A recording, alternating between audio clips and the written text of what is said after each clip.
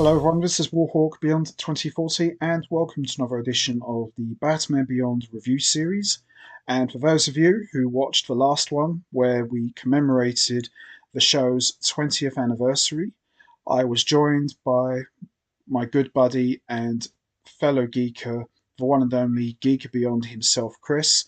But due to Chris moving out of London and living really far, Chris will sadly not be joining me for this latest edition of the upcoming episode that I will be providing a audio commentary watch along for.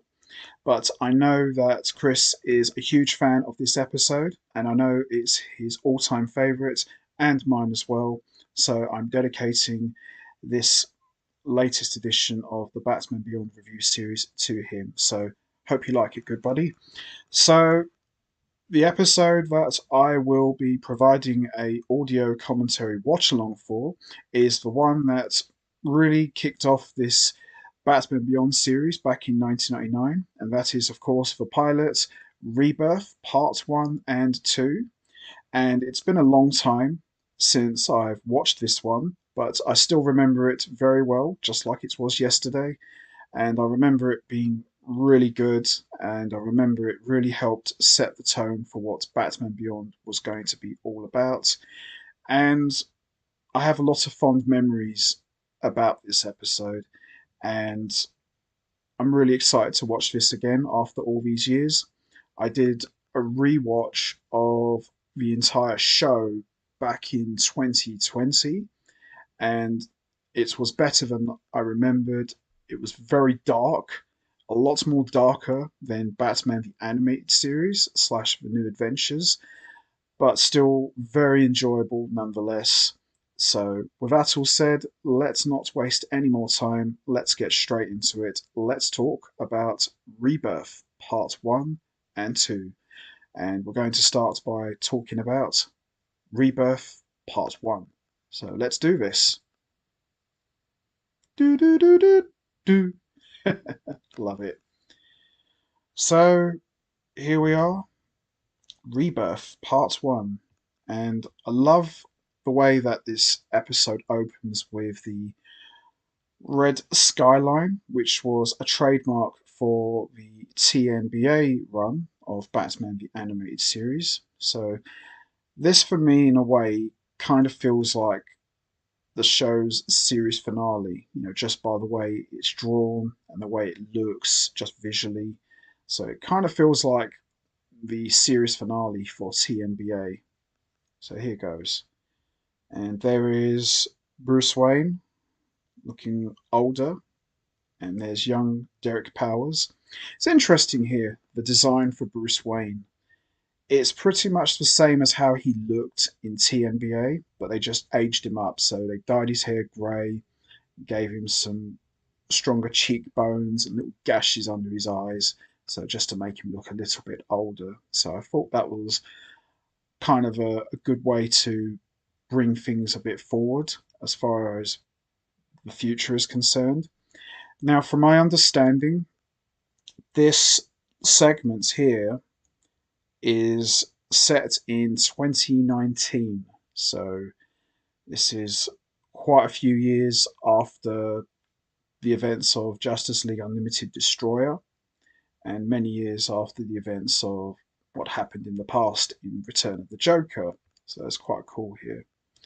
So we see here on the news, Derek Powers is trying to initiate a hostile takeover of Wayne Enterprises, as we know that Derek Powers does eventually end up running the company in the future, which is dubbed Wayne Powers. So it's kind of like a joint affair. So even though Derek Powers runs Bruce's company, Bruce still retains quite a fair share of that company. So he's not completely out of the picture, which is good. Which I'm glad they've done that. So here we are. There's some thugs counting the money. And there is a shot of Bunny Vreeland. So I would imagine Bunny Vreeland is the daughter of Veronica Vreeland, because I don't think they ever showed Bunny Vreeland in the show. Not that I can remember, you know. So if you think about this, Bunny Vreeland was the last person to see the original Batman. I'm quite surprised DC have never done a comic book showing Bunny Vreeland's point of view and her memories of being the last person to see Batman in action. Bit of a missed opportunity there. I think that would have been quite cool to have something like that. So here we have Bunny Vreeland has been held hostage, as you can see here. You can see she does look a bit like Veronica, so that's quite cool.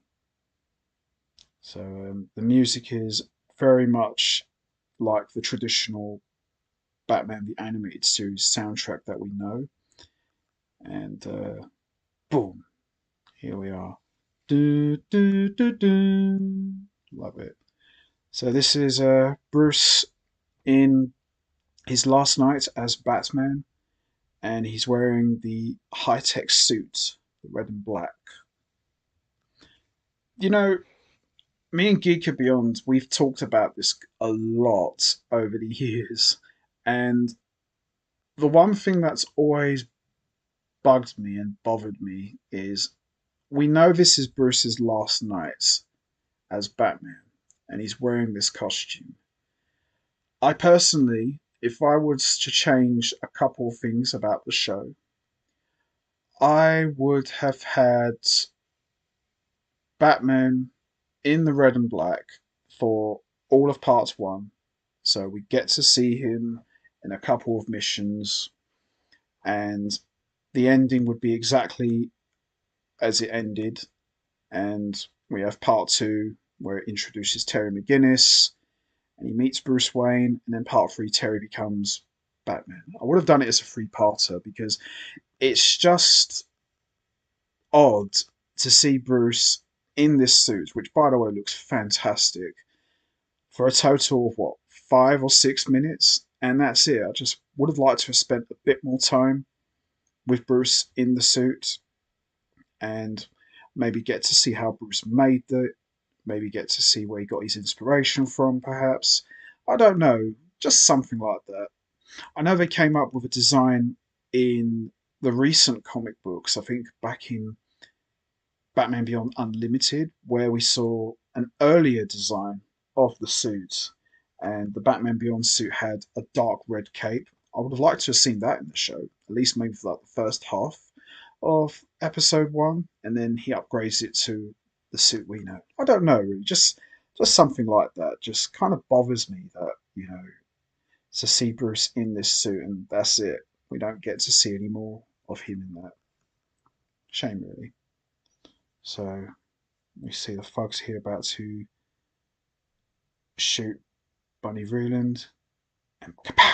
Here comes Batman.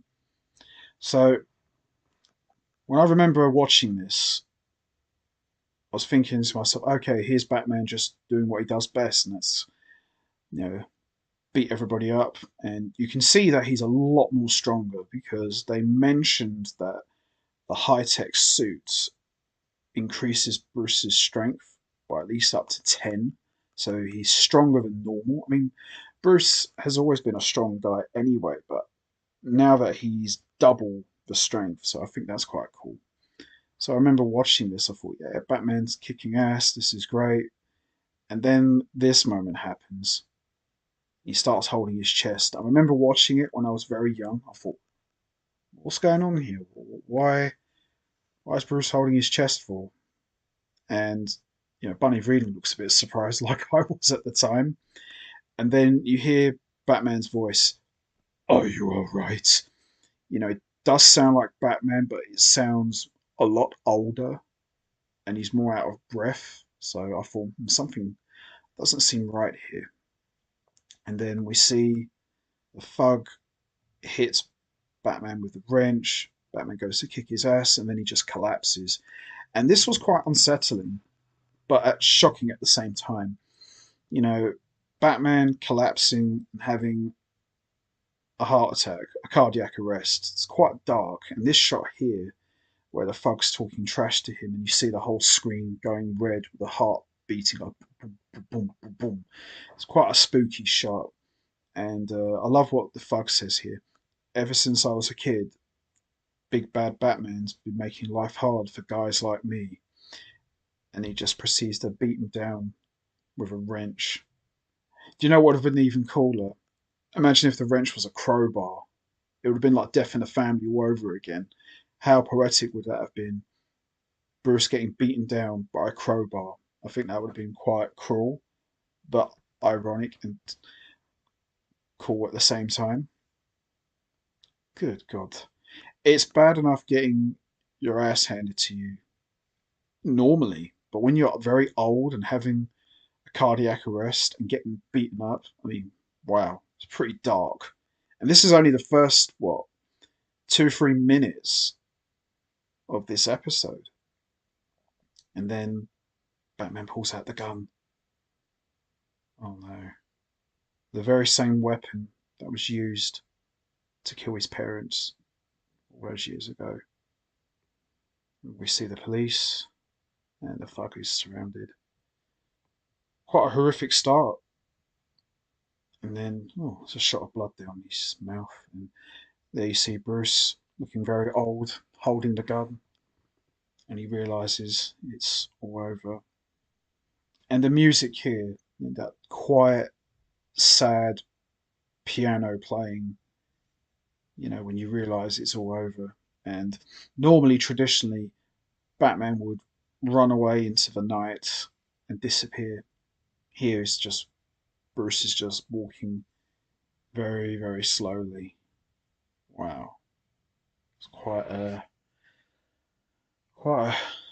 emotional end for Bruce. There's all the costumes. Bruce is putting his suit away. He's essentially retired here. Wow, the music's very traditional DCAU. Never again. And just shuts down the Batcave. This would have been, if this was like the series finale for TNBA, this would have been excellent. And as I said earlier, had this been the end of part one, after we spent all this time with Bruce in the red and black costume, I think this would have been a great way to just end it there, to be continued, and then just go straight into part two. I think that would have been excellent. Wow, it's quite a spooky shot there. And then we get to this, the Batman Beyond intro. Now, obviously, imagine this: you're a young kid and you're watching this intro for the first time, and you're hearing the music all rocked up, very electronica, like Nine Inch Nails or like heavy metal. You just think, hang on a second, this is not my dad's Batman. No, it's not. This isn't your dad's Batman.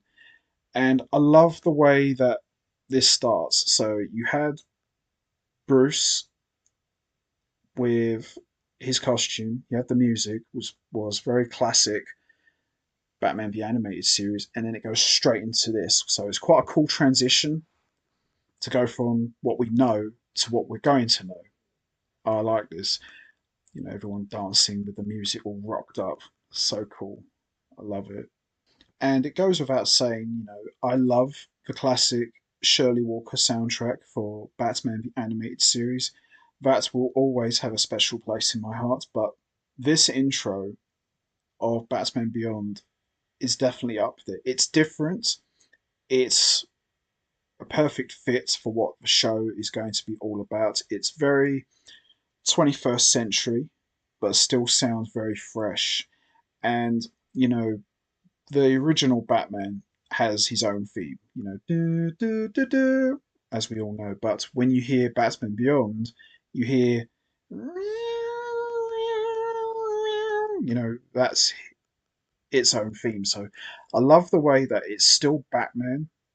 Both shows are still Batman, but they're both different. But they're still connected to each other. I think that's really cool. And, I remember seeing this intro for the first time. I just thought, holy cow, this is different, but in a good way. And yeah, this intro still kicks ass. It really does.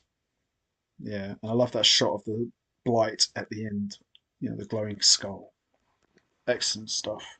So now we have officially started the episode Rebirth, 20 years later.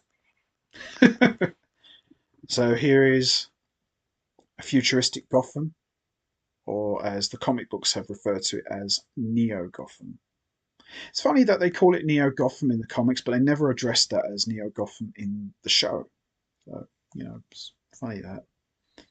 So here it is, the news report, but this time Derek Powers has officially taken over Wayne Enterprises, and it's now referred to as Wayne Powers. And there is Terry McGinnis. It's the first time we've actually been introduced to Terry McGinnis. And it's interesting as well because Terry McGinnis, prior to the show, had never appeared. He is a completely original character. So he didn't come from the comic books. So, I thought it was a very risky move for Bruce Timm and the gang to come up with a completely new original character for the show, but it worked, and it makes sense in a way because I know in the Nightfall comics, um, Dick Grayson did become Batman for a while Bruce was recuperating from his back getting broken by Bane. And I know in some other continuities, Damian Wayne was Batman for a while, but this was like years after. So, coming up with a new original character was a risky move, but it was a risky move that really paid off in a huge way. So, here is one of the Jokers. Yeah. It's funny that, the Joker doesn't appear in the show, but his influence is felt all throughout. So, having a tribute gang paying homage to the Clown Prince of Crime was a nice touch. So, even though the Joker is no longer around, his presence is still felt, and there's still others carrying on his evil legacy. That's pretty cool, I think. And here's Terry getting involved, putting the hurts on one of the Jokers. I think his name is Scab.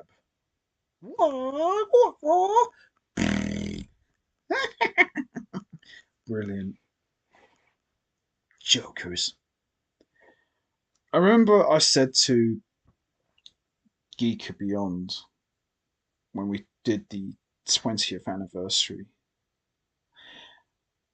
Terry McGinnis to me is like Jason Todd. Now, the big difference between Jason Todd and Terry McGinnis is while both boys did have a troubled past, they came from a troubled background. Terry would go on to become the greatest hero ever, Batman. Jason Todd, on the other hand, he ended up getting killed by the Joker and he came back as the Red Hood. It's kind of interesting because both guys, they have, dark pasts, but Terry is a good kid at heart. Jason, while he was a good kid at heart initially, he was very bitter and very vengeful. I definitely would say Terry was the much more nicer of the two, if I'm truly honest.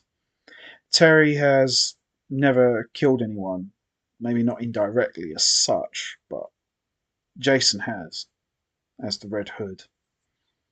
So here is Chelsea Cunningham and Dana Tan, Terry's longtime girlfriend, who looks very much like Kristen Crook. She would have made a good Dana back in the day. If they had done a Batman Beyond live action TV show on the CW, I think Kristen Crook would have been a good fit. And there's Nelson Nash. Ah, Terry. Always rubbing people up the wrong way. It's funny. You remind me of a Joker I met this morning. Except he was prettier. Ouch. Yes. Yeah, you can definitely see Terry's got a short fuse. Yeah. Yeah, this is definitely a different show to what we know because The original Batman the Animated Series, it was very crime noir, very much in the style and realm of like the 1930s to the 1940s. You know, very much more mature and old fashioned. Here you see here, we're now, what, 7 minutes into the episode, and it's very high school driven. And there's also corporate aspects as well. Here's Warren McGuinness, who looks like Jim Gordon. I remember I did a fancast video many years ago. In fact, it was my first ever video that I did for this channel. And I put together my own dream cast for who I would like to see play who in a Batman Beyond live action movie for the big screen. And I remember my choice for an actor to play Warren McGuinness was Bryan Cranston. And I still stand by that. I think Bryan Cranston would make an excellent Warren McGuinness because he's just got that look to him. You know, the glasses, the big moustache, and, you know, the dark hair. I just think he would make an excellent Warren McGuinness. And just watching this, you know, seeing Warren McGuinness, he definitely has that Bryan Cranston look to him. Even though in animation he does look like Jim Gordon Beyond, I still think that Bryan Cranston would be a good fit for him, in my opinion. And there's Mr. Fix, good villain. So there's Warren, and there's Tully, Harry Tully. Gives him a disc. Ugh. Yeah, his arm. What's wrong with your hand? Nothing. Warren, should anything ever happen to me? And there is Mr. Fix. There you are, Mr. Tully. You're late for your meeting with Mr. Powers. Yeah, he's quite a big, scary looking dude. Oh, well, it's a bit extreme. He's all covered in those black patches. Wow. Oh boy. It's obviously to do with that disc. And here is the first official appearance of Derek Powers, who I'm guessing, going by the white hair, I'm guessing Derek Powers is got to be at least around late 40s, maybe early 50s. I mean, if we're going by what he looked like in the news report at the beginning of this episode, I'm guessing in that picture he was probably in his early 30s. So I'm guessing around here he's got to be at least 50, or at least 51. I remember a Geeky Beyond said that Derek Powers is Max Shrek. I can see that, you know, Christopher Walken as Derek Powers, if history went in a different direction. I could see that. Derek Powers to me is like a combination of Lex Luthor and the Kingpin. I'm going to probably say more towards Lex Luthor from Superman the Animated Series. You know he's a criminal, but you can't prove it, and he runs a big, massive company in the heart of the city, gets other people to do his dirty work, covering his tracks, and he's all about control. He's definitely the Lex Luthor of the show, for sure. Loves wearing the best clothes, talks very smooth, very calm, but behind that calm exterior beats the heart of a monster. So I think making Derek Powers that sort of villain for the show was perfect, in my opinion. I love what Derek Powers says here. Warren, there seems to be a file missing from Harry's records. You wouldn't happen to know where it is, would you? No, sir, I wouldn't. No, of course not. But you see, Derek's not stupid. He knows he has it. I love that look here. You know what to do. Scary stuff. Very corporate. So, Warren is looking at the disc that Harry gave him. So there's obviously bio weapons. Dad, I've got to go out. You're grounded, remember? I didn't start the fight! I'll hear about it with your counselor again. You're not living with your mum anymore. Don't remind me! That's your problem right there. You can't control your temper. You better if you want to get anywhere in life. Yeah, I'll be a big success, just like you. Ouch. Oh. Yeah, you can definitely see just by that little outburst there that Terry comes from a troubled background. And it's kind of ironic that, you know, Terry having words with his dad, and that would be the last thing you'd ever see. It's very Spider Man, you know, depending on what continuity you read, really, or what if you've watched, you know, it's a very Spider Man moment. So we see Terry's leaving, and there's Mr. Fix.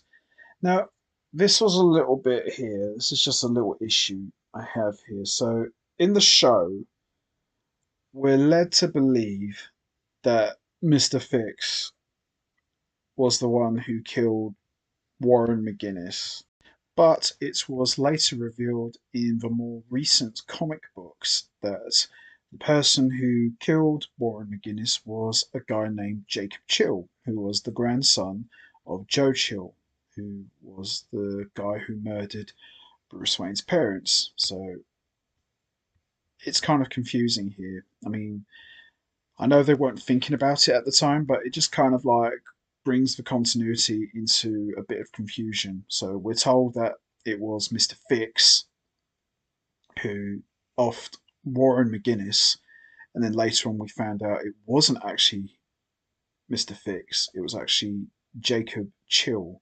So a little bit of confusion there. So I just kind of wanted to quickly mention that before we continue. So here is a club in Gotham. Woo! Dana looks good. Oh, and Terry's like there. Oh, I thought you were in solitary. I gave myself time off for good behaviour. Yeah, this is definitely a different show to BTAS and TNBA. You know, it's very much more teen driven, you know, high school sort of style compared to the older shows. It works, but I'm just saying that it's just very different. And here come the Jokers. All of them this time. And there's the main guy, J-Man, who does look like the Joker, especially as he's wearing the iconic purple tux. I read somewhere that the only reason J-Man wears the iconic tux of the Joker is because he's the only one who is crazy enough to wear it. Whereas all the other members of the Jokers, they all just wear like, you know, punk clothes and put a bit of makeup on and that sort of thing. This guy is got the whole works. You know, he's got the pale skin, you know, the tie, the coat, the little blazer, the flower. He's got the hair as well, even though it's a bit more like Elvis, but he's got all the works, you know, and he's gone the whole hog. You know, he looks like Joker 2.0. And I remember I actually had a poster when I bought the original Batman Beyond Rebirth on VHS. It came with a poster. It had J-Man, Ink, and Spellbinder, and I think Shriek. So it had like 4 or 5 bad guys. Oh, and Blight as well. I see. It had like 5 or 6 guys as the villains. He had Terry in the Batsuit. J-Man was right there. So obviously they were looking at him as kind of like one of the main villains, but they didn't go that way. But yeah, here he is, J-Man. Evening, boys and girls. Who's up for some laughs? And I believe Bruce Timm is credited for doing the voice of J-Man. It's kind of funny that everyone is inspired by the Joker, but Harley Quinn doesn't get much love here. Kind of funny those. Hands off, Dreg. Whoa!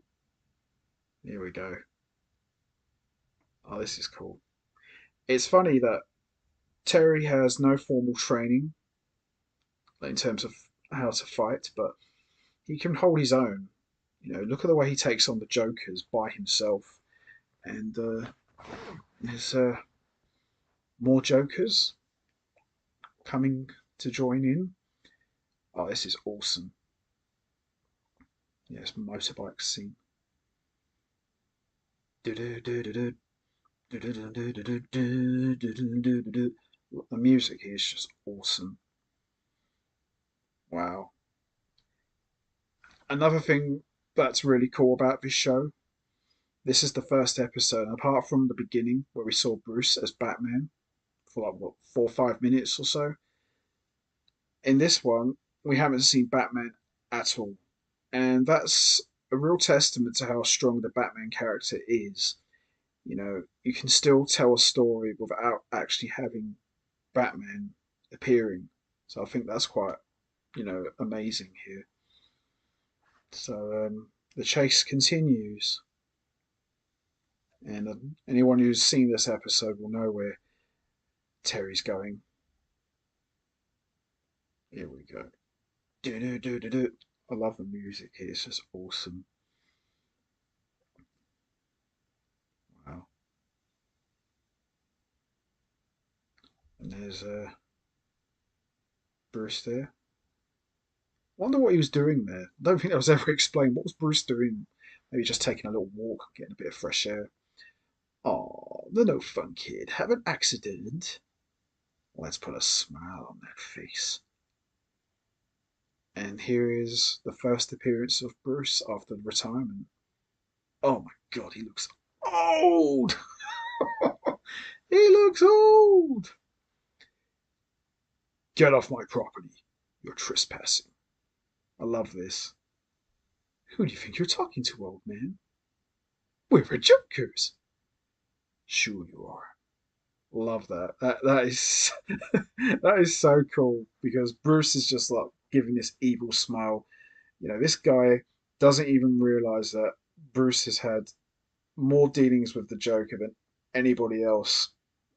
I think Bruce was dealing with the Joker when J-Man wasn't even born. And here's Bruce just cleaning house, taking out everyone with his stick, taking him to school. School of Hard Knocks. Oh yes. Bruce beat the Jokers like he was their daddy. I love it. That is awesome. Even Terry's blown away. Man, you're something. I've never seen anyone. And then you realise that Bruce is, oh dear, my medicine at the house. Cool. I'm still hoping and praying, and I think I speak for everyone here. I'm still hoping and praying that one day we will get a Batman Beyond live action movie with Michael Keaton playing old Bruce. It's got to happen. And there's a first appearance of Ace. And for those of you who may have read the comics, Ace was, of course, Bat Hound back in the 50s. He was in the Batman comics, I believe, for about 6 issues. And they decided to bring Ace back in Batman Beyond. And I think Ace in the comics, he was kind of a bit of a silly character. He was just a little dog. He used to have this cowl over his head. And he used to have like the bat symbol on his collar. But they decided to bring him back as a major serious character. And I love Ace. You know, I know Ace has been portrayed more as comedic in recent years, but the take they did for Ace in the show, he, to quote Geek and Beyond, he looks like a pissed off Scooby Doo. He looks like an angry Scooby Doo. You know, he looks like Scooby Doo who's just lost everything. Shaggy's ditched him. The Mystery Inc. have disbanded, and he's just got nothing going for him. So he's just basically angry at everything and everyone. And oh hey Ace, go away! I have nothing. That's what he reminds me of. He just looks like an angry Scooby Doo. Brilliant. So we see here now, 20 years after Bruce has retired as Batman, he lives as a recluse. So Alfred's long gone.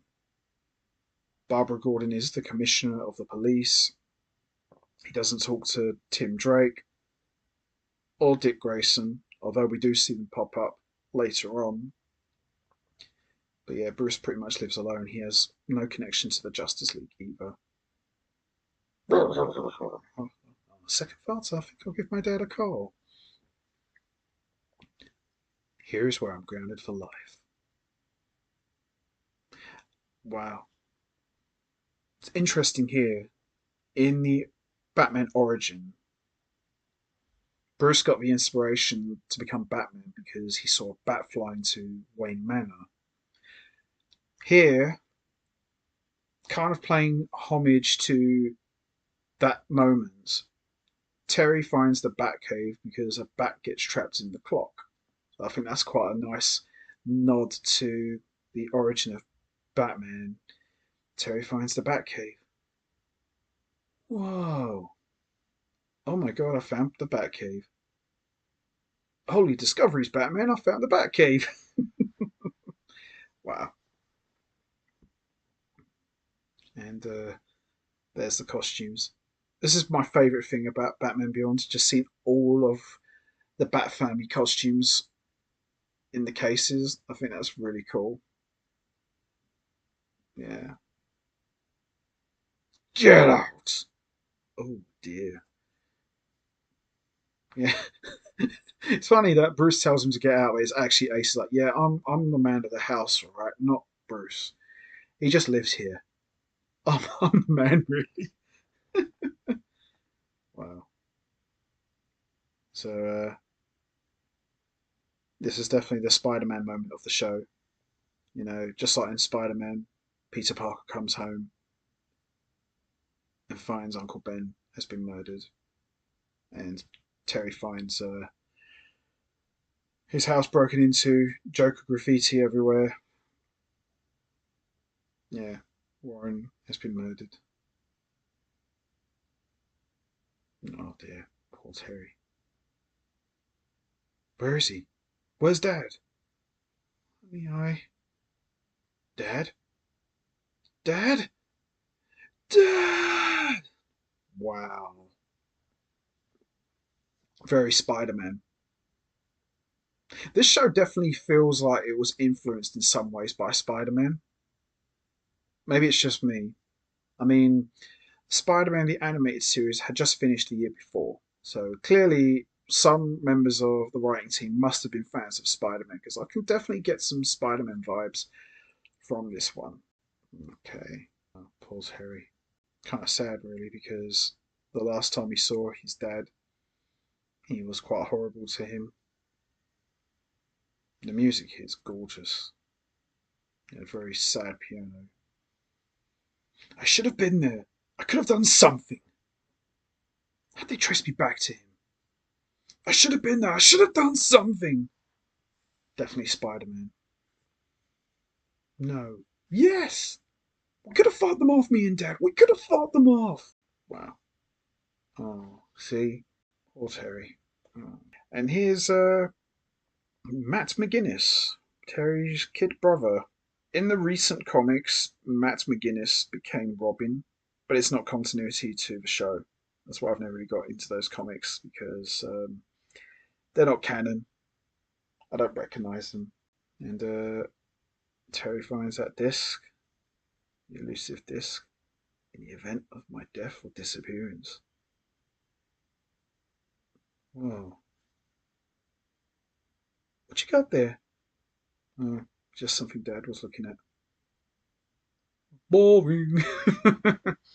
So Terry realizes that, you know, things are not what they seem. Yeah. So Terry already knows that Bruce was Batman, so he's going back to Wayne Manor to essentially ask for Bruce's help. So cool. And this is the only time Dana's been outside Wayne Manor. Okay. Come on, I know you're in there. Wow. It's so spooky seeing Wayne Manor like that, just dark and desolate and abandoned. How about you take a look? Oh, oh. You're no Batman, you whacked out old fraud. It's just so spooky because there's just nothing going on, and you see the thunder and lightning going off here. Yeah, back off, Scooby. It's me. That's a cool shot there. And that concludes Rebirth Part 1. Yeah, this was excellent. This was a great way to kick off Batman Beyond. You know, Bruce retiring at the start, and we're introduced to Terry McGinnis, Derek Powers, McGinnis's family, and all these other characters as well. So yeah, this is an excellent episode. You know, I really enjoyed this one a lot, and it's exactly as I remember, just brilliant. And as I said earlier, you know, apart from the first 4 or 5 minutes where we see Bruce as Batman, we don't really see Batman at all, and the story is still incredibly strong. A true testament to how powerful the Batman character really is, that can still tell a good story without actually featuring Batman. I think that's amazing. Music was brilliant, dialogue well executed, everything about it is just amazing. So now that Rebirth Part 1 has concluded, we're going to be moving on to Rebirth Part 2, where I'll be providing an audio commentary watch along for that. So let's get straight into it, guys. So, Rebirth Part 2 picks up where we left off from the end of Rebirth Part 1, where we saw Terry McGinnis go to Wayne Manor and practically beg Bruce Wayne for his help. So now we see Terry is now officially in the Batcave and he's admiring and checking out the high tech Batsuit. And I like what Terry says here. It's kind of old, but still very cutting edge. And Bruce is like telling him, don't touch that. And Terry is pretty much telling Bruce that you built that company and Powers is making nerve gas over it. You've got to do something. You're Batman. And Bruce, the only time that I can ever remember Bruce admitting I was Batman. And you know Bruce Wayne, he's such a proud guy. Very rarely ever shows any emotion. And here he's just practically a beaten old man and a broken one too. And just pretty much accepting the fact that he's no longer the Dark Knight because, you know, although we know why Bruce gave up being Batman, he never really told Terry the real reason why, because we all know if Bruce was even at least 50%, he would be Batman. He would go out there and do something. But, you know, I think by this point, you know, it's 20 years in the future. So 20 years after the events of Bruce hanging up the cape and shutting down the Batcave for good. I would say by this point, you know, from what I've read, when Bruce retired, he was in his 60s. And now here we are 20 years later. I would say Bruce is probably around his early 80s at least, because, you know, you can see just how much older Bruce looks. And in this episode, in part 2, we actually get a reference about Barbara Gordon. We actually hear Barbara Gordon get mentioned here. So we learn that Barbara Gordon is now the commissioner. She's Commissioner Barbara Gordon, which kind of makes sense really because she is the daughter of Jim Gordon, who was the original commissioner of the police and one of Batman's best friends. So, it kind of makes sense, really, that Barbara Gordon would retire from crime fighting Batman's way and would go on to fight crime her dad's way. So, an awesome transition for one of the original Batman's most closest allies. And I like what Terry says here to Bruce. The cops, they'll never be able to. And Bruce says, do it. And Terry says to him, something happened to you, didn't it? And it wasn't just that you got old. Ouch. Yeah, Terry definitely touched a raw nerve there. So we see Terry is now thinking about what to do. He's in a bit of a dilemma. And we see he's greeted by Derek Powers and Fix. Yeah, he's definitely the Lex Luthor of the show. And I like what Terry says here.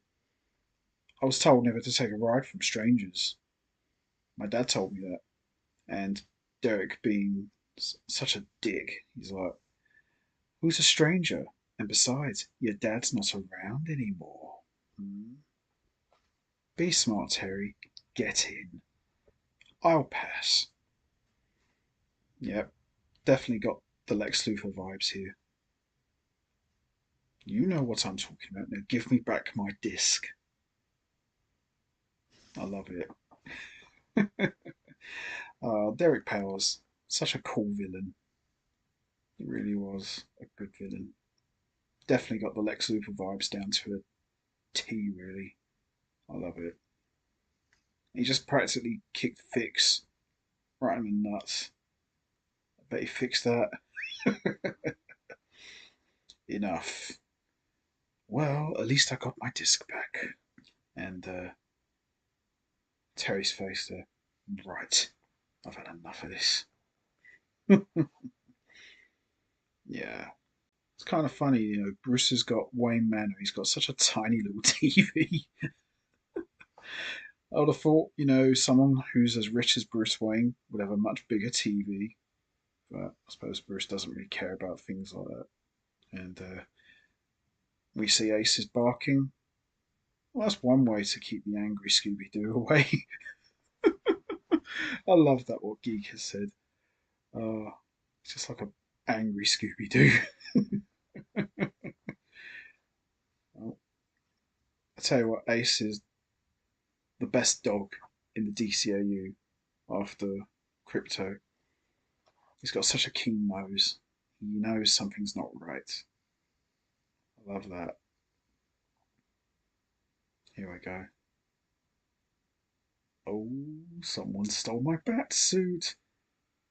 And I think by this point, Bruce has just burst a blood vessel. Terry! Oh. So we see Terry has now stolen the bat suit. And you can see it's Terry because of the way he's flying. See, here's another thing as well. I know it's a cartoon, and it's supposed to be not real, but Bruce designed the high-tech batsuit, so it gave him the ability to fly and glide in the sky. So obviously he had to learn how to master that ability. Terry, on the other hand, he's stolen the batsuit. He knows nothing about it. He doesn't know how it works. He's never used it before. So I fully expected him to be falling on his ass a lot of times. But you see Terry's flying. Yes, it's very awkward, as you can plainly see. But I don't know really. I don't know how he could have mastered the ability to fly unless there's some sort of built-in program that teaches the person who wears it how to master that ability. That's the only thing I can think of because he's not had any form of training whatsoever. So I just thought I'd mention that because, yeah, it's just defeats all objects of being believable. I just would have thought at least Terry would have learned to practice a couple of times before he takes it out properly. But Hey ho, what can you do? So Terry has stolen the Batsuit, so he's a man on a mission. He's going on a mission to go after the people who had his dad murdered. So his attitude is, well, if the original Batman isn't coming back, then I'll make him come back. But you know what? I'll do it myself. So he's taken matters into his own hands, and I don't blame him. But he did ask Bruce, and Bruce said, "Nope, I'm not doing it. I'm not Batman anymore. Now go away." So, oh, this bit coming up here. This is so dark. So this nerve gas just makes everything turn to dust. And Derek Powell's being the sicko that he is. This is what we do with livestock. Oh dear. So horrible. Really is.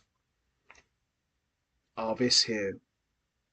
Terry is able to listen into conversations with a built-in radio in his fingertips. That is such a cool gadget.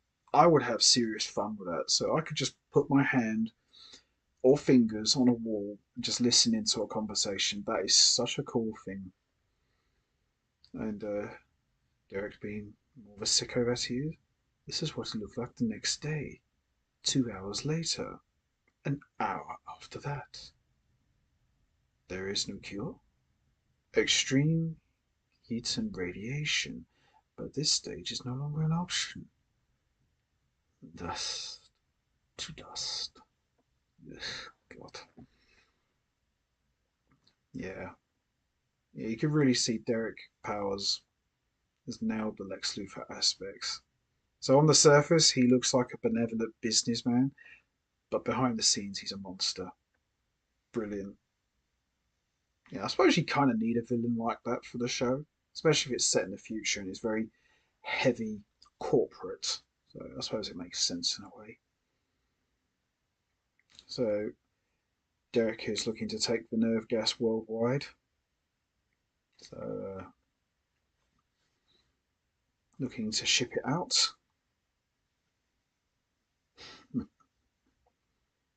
Mr. Fix, any word on the kid? Not yet, but they're looking. Here we go. And this is where we learn that Fix killed Warren. So I don't want this ruined by some snot-nosed punk. Well, I took care of his old man, didn't I? I said earlier that we all thought it was Mr. Fix, and we found out later it was Joe Chill's grandson, Jacob Chill. Yeah, it's a good twist, but yeah, it's a bit head jarring. I like this. A little early for Halloween, don't you think? But just in time for fall. So I'm guessing, I know we've talked about this before, I'm guessing that somewhere around this time it must be, I don't know, winter or maybe October time, because he does mention Halloween, so I'm guessing it's probably around October time. It's interesting that Christmas is never referenced in Batman Beyond. I don't know why. I love this. This is some great work here between Will Friedle and Kevin Conroy. Rest in peace. I want that suit back, and I want it now. Uh, now's not a good time. That suit is not yours. You had no right. Somebody had to do something. You sure went about to. I'm warning you. Brilliant, brilliant dialogue between these two. Absolutely brilliant. Derek's henchmen, I'm guessing security, they look like futuristic stormtroopers from Star Wars. They look like the stormtroopers from Star Wars, but just more upgraded. This is your last chance. Give me back my suit. No thanks. Having too much fun. Fun, huh? Oh boy. I love this. This is another sick moment here. This time from Bruce.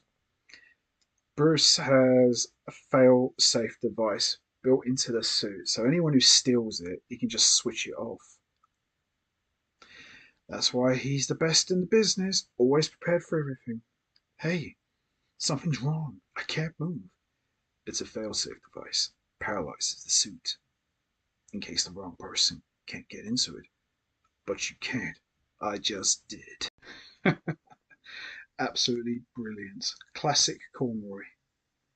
So, thanks to Bruce, the suit is switched off and Terry is completely defenseless, and Derek Powers' security is just putting a beating down on him. And Bruce is just sitting there. Yeah. Ace is like, come on, Bruce. I don't like him much, but let him off. Allow him. Wayne, they're going to kill me. Bruce is like, I don't care. And Bruce is like, okay, I'll allow you. Yeah! Here we go! And Terry's back in action, kicking ass. Cool. It's definitely got the Spider-Man personality for sure. McGinnis, I gave you a break. Now bring back my suit. I'd love to, but I've got these guards all over me. Nice. So it's funny how Bruce and Terry got off to a very awkward and strange start, but now they're quickly gelling together. So it's nice. We're starting to see the partnership coming into play here, even though they both don't know it yet. So here we go. Well, Bruce would know this place better than anyone.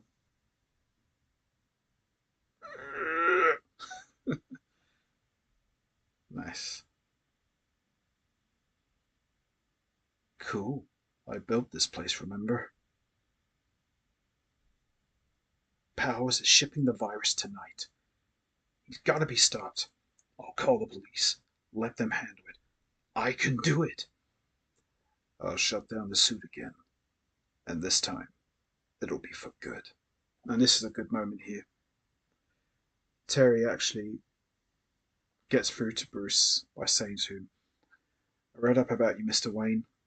I know how you lost your folks. The guy who murdered my dad is on that ship.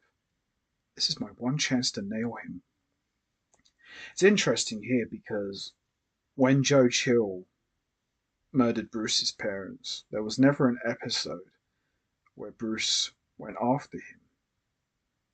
But here, Terry learns that Warren was murdered and he wants to go and find them. Very interesting in the dynamics and differences between Bruce and Terry's personalities. Obviously, Bruce made a vow never to let the same thing that happened to him happen to someone else, but he still never really went after him, as far as we know. I know there was a comic book that I've got, Batman Adventures 17, which was a tie into the Justice League Unlimited, and he did go after Joe Chill, but there should have been an episode of that in the show, I think. But hey, what can you do? So Terry's about to break up the party. That is such a cool ability there that Terry's able to hang upside down with these boots there like a real bat. I think that's pretty awesome. And he's just taking out the stormtroopers. Sorry, his guards. You're out of business as of right now. And as for you, Fix, I'm taking you in for the murder of Warren McGinnis. Nice. I love that. Get that hovercraft into the air. So here we go. And there's a moment here that comes up very shortly. And it does get brought up here again in the season 1 finale, Ascension. Now, we all remember that Bruce was indirectly responsible for creating the Joker when he accidentally dropped Jack Napier into the vat of chemicals, although he was trying to save him. But here, what you see here is Terry throws a can of nerve gas at Derek Powers, which causes him to not only breathe in the gas, but he starts to develop the virus, which obviously we know there is no cure. And the only alternative treatment is extreme radiation. So it's interesting that both Bruce and Terry are indirectly responsible for creating their arch rivals. But the only difference between Bruce and Terry is proud of the fact that he made Derek Powers into a monster. Bruce, on the other hand, I wouldn't say he's proud. His attitude is like, well, you know, these things happen. You know, I was only trying to do my best. But Bruce doesn't really say much about it.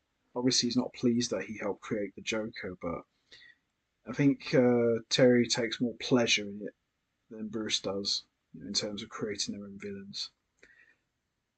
And we see Fix has got the electric knuckle dusters, which Bruce used quite a lot in the Justice League.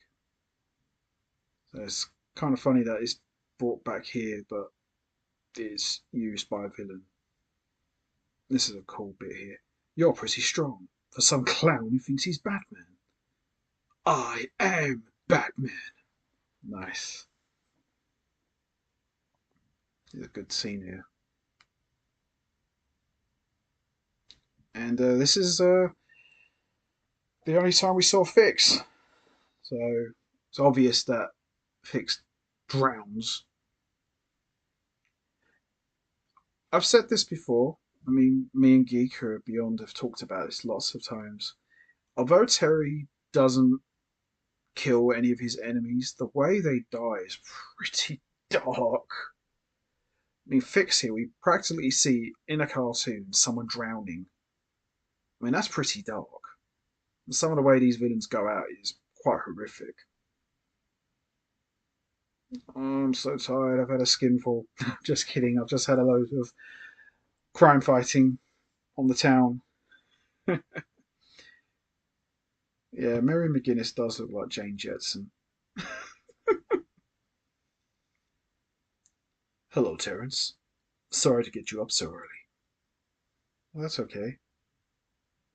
There's such a nice quality to it, calling Terry Terence. It's just such a nice quality to it. You never told me you knew Bruce Wayne. Well, actually, why I owe this boy my life. He defended me against a bunch of hooligans once. I tried to reward the boy, but he absolutely refused. This is the scene where Bruce offers him a quote unquote job. The music here is very sitcomish, you know, with the acoustic guitar strumming away. You know, I suppose really after all the big, heavy, dark, and intense stuff we've had over these two parts, I suppose you need a scene like this, and it's fine, but the music is just very strange, very sitcomish, you know. But I like it, it's quite nice. It fits the moment here. An ally, if it were. Are you interested? Of course he would. Wouldn't you, Terry? To work with someone as famous as Bruce Wayne? Sure. I warn you, I can be a difficult taskmaster. I expect nothing but excellence from all who work for me. Oh, this is a badass line here. Very good then, Mr. McGinnis. Welcome to my world. Oh, love it. And thus, with one handshake, a new partnership was forged. Excellent. Here we go. Derek Powers is having radiation treatment. The good news is the radiation seems to have eradicated the virus. What's the bad news? As you know, the mutational properties can be corrupted by its host environment. Bottom line it, Doctor. Kill the radiation, please. There we go. Dum dum dum dum. Now this moment here, where Powers looks at his new face in the mirror, Reminds me of Batman '89. You know, after the Joker fell into the chemicals and he sees his reflection in the mirror and he starts laughing very evilly. This is definitely a Joker moment here. Derek Powers has become Blight and he's laughing at himself in the mirror. And thus, not only a new Batman is born, but a new villain is born as well. And that wraps up Rebirth Part 2 and my audio watch along commentary. Part 2, equally as brilliant as Part 1, a great follow up. Usually, with some of these things, Part 1 is always very good and Part 2 is a little bit of a letdown. But this was one of those special times where both parts 1 and 2 was excellent. And Part 2, we saw Terry become the new Batman. Bruce has given him his blessing, a new partnership is forged, and a brand new villain in Blight is born. Nothing bad to say about this at all. This was excellent, and this was a fantastic way to kick off the brand new Batman Beyond animated series. Absolutely loved this, loved both parts, and just watching both parts is exactly as I remembered it when I first watched it all those years ago. Excellent. In fact, it's better than I even remembered. You know, this has held up very well. The story is incredibly strong, very well executed. The music on point. Loved it. Both parts, 10 out of 10. That's all I've got to say. Excellent stuff. Absolutely loved it. So that's going to be it from me. I'm going to wrap this up now. What was your thoughts on Rebirth Parts 1 and 2? Did you enjoy it? Which part did you like more? Part 1 or Part 2? What was your thoughts on Bruce retiring as Batman? Were you sad? Were you shocked at the way he retired?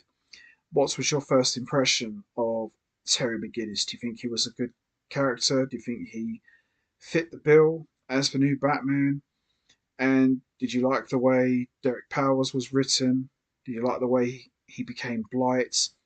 And do you think this was a great way to start off the new Batman Beyond cartoon?